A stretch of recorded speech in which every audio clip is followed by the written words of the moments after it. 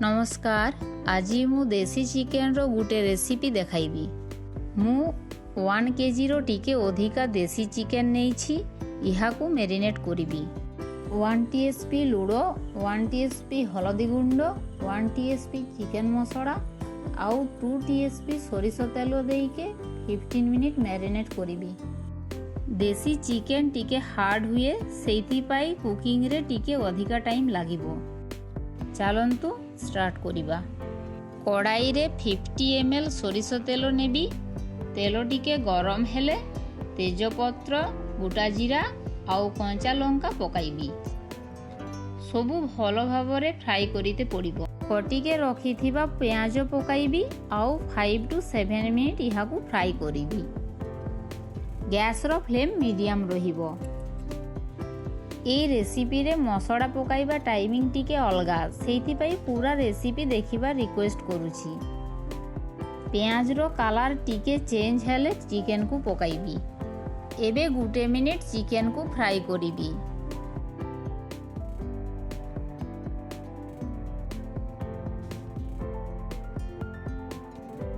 एबे पेस्ट करिके रखिदेबा प्याज को पकाइके टिके फ्राई करिबी।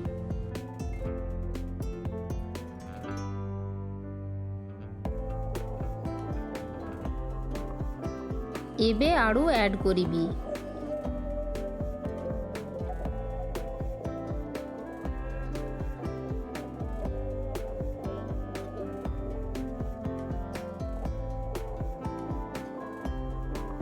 आड़ू टिके मिक्स हेबा परे 3 टीएसपी अदा रसुन रो पेस्ट ऐड करिबी।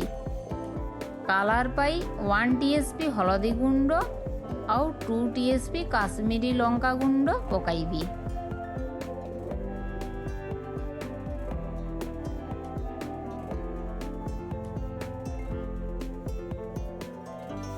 एबे लूड़ो पकाइबी। एबे 3 पीस चॉप टमाटो पकाइबी। इहाकू भलो भावरे मिक्स करिके लीड को 10 मिनिट पाई कवर करिबी।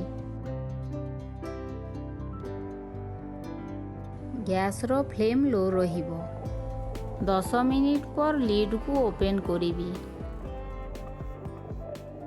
1 टीएसपी धनिया गुंड आउ हाफ टीएसपी गोलमरीच गुंड ऐड करिबी। इहाकू मिक्स करिबी। एबे गरम पानी ऐड करिके लीड को कवर करिबी।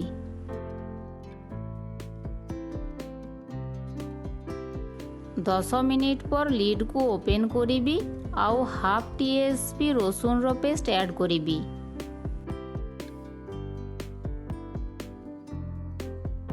आउ 10 मिनिट पाई लीड देके कुक करिबी। देखंतु चिकेन भलो भावरे सिझी जाइछि। प्रस्तुत हेइगला देसी चिकेन रो टेस्टी रेसिपी। जदि मोर रेसिपी भलो लागि थाए तेबे चैनल को लाइक, शेयर और सब्सक्राइब करि दियंतु।